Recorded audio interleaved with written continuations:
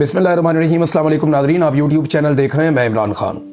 Nadreen, मैंने सबसे पहले मैं बात करता हूँ, मैंने एक वीडियो देखी अभी, क्योंकि हम लोग यहाँ स्पेन में थे और यहाँ एक प्रोग्राम चल रहा था। मुझे कुछ नौजवानों ने दावत दी, उन्होंने कहा जी कि यहाँ एक प्रोग्राम है, आप उसमें शिरकत करें सोशल मीडिया के हवाले से। तो मैं आजकल काम ही सोशल मीडिया पर करता हूँ। जो पाकिस्तान का रेगुलर मीडिया है वो तो मुझे अपने प्रोग्राम में भी नहीं ले पाते। NOC नहीं दिया हुआ पाकिस्तान के इदारों ने, तो क्या लेंगे। तो सोशल मीडिया पे काम कर रहा हूँ आजकल। शहीद अरशद शरीफ भी अपनी शहादत से पहले सिर्फ सोशल मीडिया पे ही काम कर रहे थे। साबिर शाकिर भाई हो जाए, मुईद भाई हो जाए, ये सारे लोग सोशल मीडिया पे काम कर रहे हैं। वजाहत सईद हैं, वो भी सोशल मीडिया पे काम कर रहे हैं। और बहुत सारे हमारे दोस्त हैं, वो बेचारे अब मजबूर हैं। पाकिस्तान में सिद्दीक जान साहब हैं, तारिक मतीन साहब हैं। तो हम सारे अब सोशल मीडिया के ऊपर ही अपनी जर्नलिज्म करते हैं। अल्लाह रब्बुल इज़्ज़त ने हमारे लिए एक रास्ता खोला हुआ है, तो उम्मीद है कि जल्दी हमारे लिए जो रवायती मीडिया है, पाकिस्तान के हालात बदलेंगे, उसका रास्ता खुलेगा, हम जाएंगे, दोबारा नौकरियां ढूंढेंगे और हालात बेहतर हो जाएंगे। लेकिन जब तक नहीं है तब तक तो हम ये करेंगे। तो सोशल मीडिया की एक कॉन्फ्रेंस थी और उसमें हमें बुलाया गया था। बहुत बड़ी तादाद में लोग वहां पे आए। जितने लोग आए उनका बहुत शुक्रिया, उन्होंने सब्र के साथ हमारी बात सुनी। और मैंने देखा कि इमरान खान साहब के कॉज के साथ या उनके नजरिए के साथ लोग जुड़े हुए हैं। भाई, लोग एक कदम भी पीछे हटने के लिए तैयार नहीं है। मैं यहाँ पे यूरोप में हूँ गुज़िश्ता 10 दिन से। मैं जहां पे गया हूं ना, लोग एक ही बात पूछते हैं कि इमरान खान बाहर कब आएगा। लोग एक ही बात पूछते हैं कि इमरान खान बाहर कब आएगा। और उन्होंने उम्मीद सिर्फ इमरान खान से लगाई हुई है। ये लगभग 1 करोड़ से ज़्यादा ओवरसीज पाकिस्तानी है जो पूरी दुनिया में है। ये इतनी बड़ी तादाद है कि एक मुल्क बनता है इतने लोगों का। और ये 1 करोड़ से ज़ायद पाकिस्तानी पूरी ताकत से इमरान खान के साथ खड़े हैं। ये आटे में नमक के बराबर बहुत थोड़े से लोग हैं जो किसी और पॉलिटिकल पार्टी के हो सकते हैं। ये सबके मिला के 5% भी नहीं होंगे। पाकिस्तान में इमरान खान की जितनी मकबूलियत है, ओवरसीज पाकिस्तानियों में उससे बहुत ज़्यादा मकबूलियत है। और लोग इमरान खान को अपने मसीहा के तौर पे देख रहे हैं कि वो पाकिस्तान को इस गर्दाब से निकाल सकता है। वैसे भी आप देखें तो पाकिस्तान के जितने भी मसाइल हैं उनमें 90% जो इस वक्त सूरत हाल है, अगर इमरान खान के मामला या जो पोलिटिकल इस्तेकाम पाकिस्तान में आ जाए, वो मामला ठीक हो जाए तो मामला बेहतरी की तरफ चल पड़ेगा। लेकिन नहीं, एस्टेब्लिशमेंट ने भी और तजर्बे करने तो कर ले। मैं वीडियो देख रहा था शाज़ेब खानज़ादा साहब की। मैं उनके साथ बाजी में हम इकट्ठे काम भी करते रहे हैं। जब मैं जबरी तौर पे गुमशुदगी से वापस आया तो उन्होंने मेरे साथ बात भी की और बहुत सारे सहाफ़ियों ने बात की। अहमद मीर साहब ने भी की थी, दीगर ऐसे सहाफ़ी जो मेरे दोस्त हैं और जो दोस्त नहीं हैं उन्होंने भी बात की, जिन्हें मैं जानता हूँ उन्होंने भी। तो मुझे ना वीडियो देख के बुरा लगा। ये किसी के साथ भी हो सकता है। यानी मैं अगर जा रहा हूँ अपनी फैमिली के साथ और कोई मेरी फैमिली की मौजूदगी में एक झूठी खबर चलाई भी थी बरतानिया में कुछ सहाफ़ियों ने, मुझे बल्कि वकला ने कहा कि इनके ऊपर केस कर दो। मैंने कहा नहीं, दफ़ा करें, कोई बात नहीं। तो वो मुझे झूठी खबर की इतनी तकलीफ हुई थी। तो अगर मैं अपनी फैमिली के साथ जा रहा हूँ किसी जगह, कोई मेरे साथ ऐसे करेगा, मुझे बुरा लगेगा, ये दिल को तकलीफ होगी। लेकिन देखें, ये नफरत पाकिस्तान की एस्टेब्लिशमेंट ने फैला दी। ये पाकिस्तान की एस्टेब्लिशमेंट का किया धरा। चादर और चार दीवारी का तकद्दुस पामाल कर दिया। औरतों को कभी सड़कों के ऊपर घसीटते हैं, कभी खवातीन को गिरफ्तार कर लेते हैं, कभी जो है वो इद्दत जैसे घटिया और बेहुदा केसेस बना देते हैं।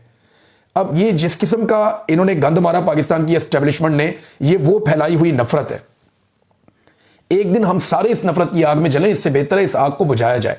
और ये काम जो एस्टेब्लिशमेंट गंद मार रही है पाकिस्तान में या जो नफरत फैला रही है, ये उसको रुकना पड़ेगा, उसको पीछे हटना पड़ेगा। आज सारे इमरान खान पे मुंह उठा के इल्जाम लगा देते हैं। ये जरा आप स्टेटमेंट तो देखें ना जरा, ये ख्वाजा आसिफ साहब का, कि सियासत में बदतमीजी और गालम गलोच की रवायत इमरान खान और यूथियों ने डाली है। अब ये यूथिया जो लफ्ज़ है ना, ये मैंने पहली दफ़ा बोला है, क्योंकि ख्वाजा आसिफ जैसे वज़ीर दिफा ने इसको ट्वीट किया है। ये गाली से निकला हुआ है। एक पॉलिटिकल पार्टी के वर्कर को आप गाली के नाम से आप बुला रहे हैं, कितनी बुरी बात है। और मुस्तकबिल में हमारा मुआशरा इसकी भारी कीमत अदा करेगा। और बैरून मुल्क साबिक पाकिस्तानियों ने बाहर जाकर भी तहजीब नाम की कोई चीज़ नहीं सीखी जो अपने घरों से सीख कर गए थे। आपको ख्वाजा साहब पता ही नहीं है कि बाहर दुनिया के अंदर लोगों को कितनी आज़ादी है। लोग वहां अपने आर्मी चीफ से सवाल कर सकते हैं सड़क पे चलते हुए। लोग अपने वज़रा को अकाउंटेबल कर देते हैं 5 मिनट के अंदर। यहां सारा निज़ाम जो है जवाबदेह है। पाकिस्तान के अंदर तो आपके प्रोटोकॉल ही खत्म नहीं होते। आम आदमी की एक्सेस आपके दफ्तर तक हो ही नहीं सकती, आपके चपड़ासियों के दफ्तर तक नहीं हो सकती। तो अब ये इस किस्म की बड़ी नफरत वाली बातें इसमें लिखी हैं। और जी पीर नहीं कर दिया किसी जगह पे, किसी जगह कुछ लिख दिया, किसी जगह गाली वाला लफ्ज़ बोल दिया। ख्वाजा आसिफ ने बड़ा गंद मारा अपने ट्वीट के अंदर, बड़ी अजीब अजीब बातें की। अब मैं जरा दिखाता हूं कि ये नफरत एक्चुअली फैलाई किसने। ये कहते हैं ना इमरान खान ने नफरत की सियासत पाकिस्तान में फैलाई है। तो सबसे पहले शुरू करते हैं, आपको दिखाते हैं जुल्फ़िकार अली भुट्टो की आवाज़ क्या कहती थी। और जुल्फ़िकार अली भुट्टो के अल्फाज में आपको सुनाता हूँ कि उनके अल्फाज किस तरह के थे। उस वक्त तो इमरान खान सियासत में नहीं था। ये सुने आप। ना मंजूर जहन्नम में जाए, सुअर के बच्चे जहन्नम में जाए। ना मंजूर जहन्नम में जाए, सुअर के बच्चे जहन्नम में जाए। मुझे बताएं कि ये गंदा लफ्ज पाकिस्तानी अवाम के लिए, पाकिस्तान के शहरियों के लिए क्या इमरान खान ने कभी बोला? क्या इमरान खान भूल कर भी इस तरह का कोई लफ्ज इस्तेमाल कर सकता है पाकिस्तानी शहरियों के लिए या एक तबके के लिए या लोगों के लिए? कितनी गलत जुबान जुल्फिकार अली भुट्टो ने इस्तेमाल की। तो तब तो इमरान खान ने भुट्टो को सियासत नहीं सिखाई थी। अब ये देखें, असफंदयार वली, ये बाचा खान की औलाद है, एमएल वली खान साहब के बड़े हैं। अब इनका आप स्टेटमेंट सुने, क्या इनको भी इमरान खान ने तरबियत दी थी? इधर सुनिए आप ये क्या कह रहे हैं। कुत्ते की वैसी भी उम्र कम होती है, अगर जब कुत्ता पागल है तब तो सब लोगों को निकलना पड़ता है। अब ये पीपल पार्टी कुतिया पागल हो गई है, इसके पीछे निकलना पड़ेगा। कोई तरीका नहीं आपके पास और पूरे कौम को निकलना पड़ेगा, पूरे कौम को निकलना पड़ेगा। आसमान से जिस तरह साहब ने कहा फरिश्ते नहीं उतरेंगे और हम इतने बेहम्मत हैं कि हम बैठे रहेंगे कोई आके और हमारे अपने हकूक दिलवा दे। नहीं, हम अपने हकूक के लिए लड़ने के लिए तैयार हैं। हमने अंग्रेज को बगैर के छोकरी क्या बला है जो हमारा रास्ता रोके, क्या करेगी ये हमारी। ये बेनजीर भुट्टो के बारे में है और ये बात कौन कर रहा है? असफंदयार वली। इनको इमरान खान ने सियासत सिखाई थी या इमरान खान साहब ने इनको ये वाली जुबान सिखाई कि ऐसे बोलो? अब ये जो बहुत सक्के से वितरे बनते हैं, जरा नवाज शरीफ साहब इनकी भी आप सुन लें। मौसम से जान साहब रहमतुल्लाह अलैह। और फिर मैं आपको ये भी बताना चाहता हूं कि पिंडी के अंदर जिस जगह पे भुट्टो को फांसी दी गई थी और फांसी दी थी तारा मसीह ने, उस बाग में उसके लिए एक जगह मार्क की गई है। उस बाग पे करोड़ों रुपया खर्च किया जा रहा है, उसमें वो भुट्टो की फांसी से उसको मंसूब किया गया है और उसको गालिबन भुट्टो पार्क रखा जाएगा।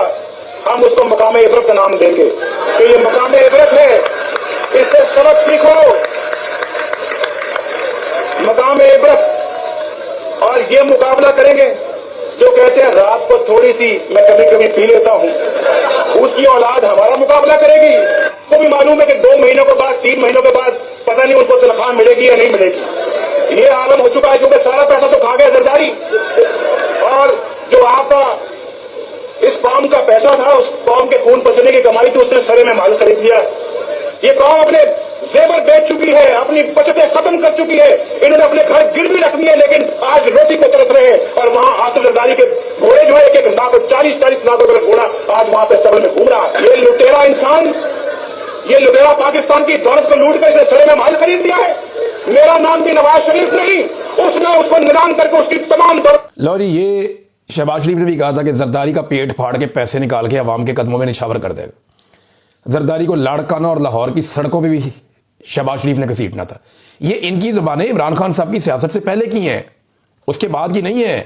ख्वाजा आसिफ साहब जो ये ट्वीट कर रहे हैं, उनकी जुबान मुलायदा फरमा लीजिए कि औरतों को वो गार्बेज यानी गंद कह रहे हैं। औरतों को असेंबली के अंदर खड़े होकर सुने जरा। अखलाक बाख्ता औरतों को जो है चेस्टरी के ऊपर जो है लेक्चर देने की जरूरत नहीं होती। पहले अपना दामन देखें, उसके बाद पाक दामनी के ऊपर हमें लेक्चर दें। बाकियात रह गई हैं उस शख्स की जिसने चीफ ऑफ स्टाफ को अपना बाप कहा था। ये बाकियात है, खंडरात है उनके। जनाब स्पीकर, ये खंडरात है उनके, ये उनका कूड़ा करकट बाकी रह गया हुआ है। ये नफ्स कूड़ा करकट जो है वो मैं एक्सपंज करता हूं। गार्बेज रह गया हुआ है उनका यहाँ पे, which has to be cleaned। आज उसको अदालतों में पेश होने की जरूरत नहीं है। अपने वर्करों को कैद करवा के खुद चूहे की तरह चुपता फिरता है। जिस शख्स को औरतें डिफेंड करें उसकी जरूरत और बहादुरी क्या होगी? जी, ये ख्वाजा आसिफ की जुबान का एक हिस्सा आपने मुलायदा किया, वैसे बहुत सारे ऐसे और भी हैं। एक आपको और सुनाते हैं, ये देखें।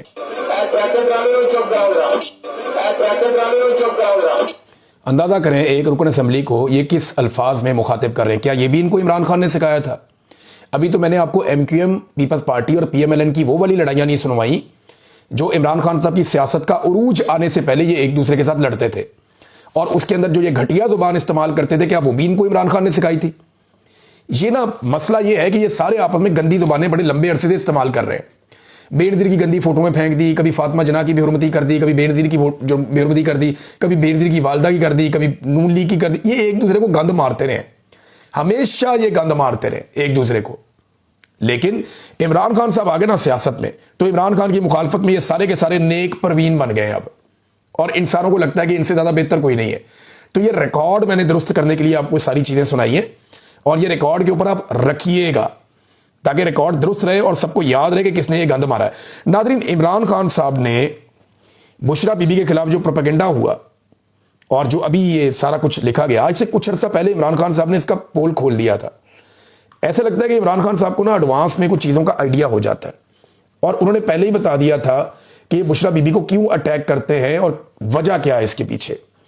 इमरान खान साहब ने बताया था कि बुशरा बेगम पर जुल्म इसलिए किया जा रहा क्योंकि मेरे दौर में जब आसिम मुनीर को ओहदे से हटाया गया तो उन्होंने जुल्फी बुखारी के जरिए बुशरा बीबी को मुलाकात का पैगाम भेजा था, जिसे बुशरा बेगम ने ठुकरा दिया था।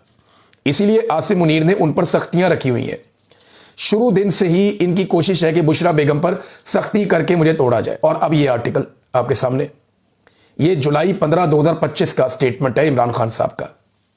और मैंने जुल्फी बुखारी साहब से जब पूछा था तो उन्होंने कंफर्मेशन दी थी, उन्होंने कहा था जी बिल्कुल ये स्टेटमेंट ठीक है इमरान खान साहब का, क्योंकि बात करके उन्होंने कोशिश की थी कि उनकी बुशरा बेगम से मुलाकात करवाई जाए, लेकिन फिर वो मुलाकात के लिए बुशरा बेगम ने इनकार कर दिया था। तो अब ये इमरान खान साहब के बकौल जो बदला बुशरा बेगम से लिया जा रहा है वो इसलिए लिया जा रहा है। अब नाज़रीन, यहाँ पे एक और बड़ी ज़बरदस्त चीज़ है जिसकी निशानदेही की है, यही बुशरा बीबी में कीचड़ उछालने के हवाले से जो खबर है उसमें। और रियाजुल हक साहब हैं, सीनियर जर्नलिस्ट, इन्वेस्टिगेटिव जर्नलिस्ट हैं, वो ये कहते हैं कि जो जंग अखबार है इसका बरतानिया और यूरोप के सफ़े पर इमरान खान की इकोनॉमिस्ट वाली जो स्टोरी एक बनाई गई है उनकी बीवी पे, उसकी कोई एक खबर तक नहीं छापी गई। इसकी क्या वजह हो सकती है? सादी वजह है, यहाँ पे रूल ऑफ लॉ है, यहाँ पे अदलिया आज़ाद है, यहाँ पे जजेस जो हैं वो आज़ाद फैसले देते हैं, पाकिस्तान जैसे जजेस नहीं है।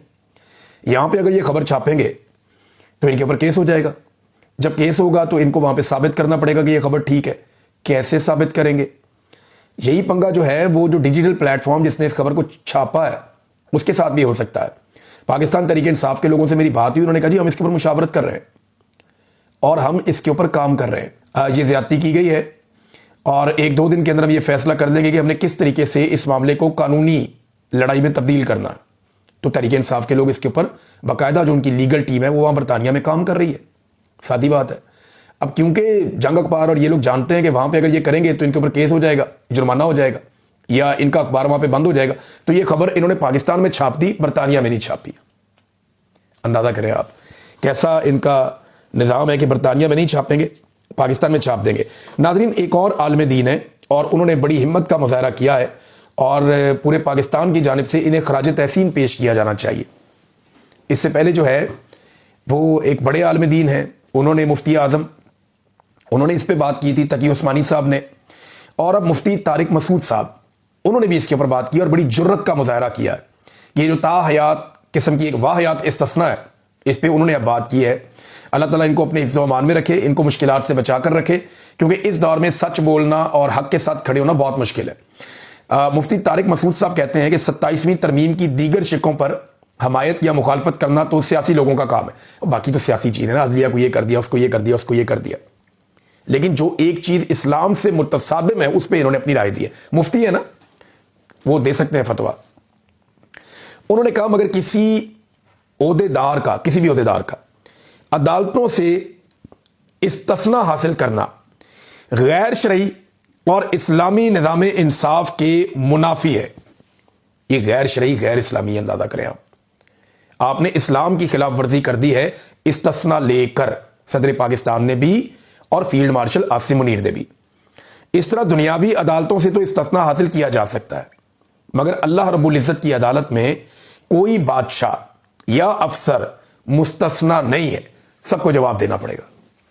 ये जनाब मुफ्ती तारिक मसूद साहब बड़ी बहादुरी और जुर्रत का उन्होंने मुजाहरा किया।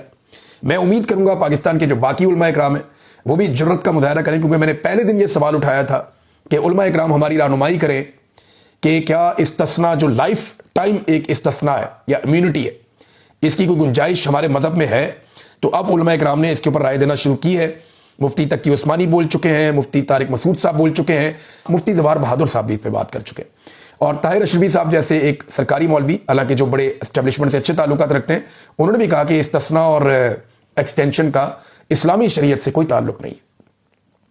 उन्होंने अल्फाज का चुनाव बड़ा मुहतात रखा, खुलकर नहीं आए, लेकिन उन्होंने भी ये बोझ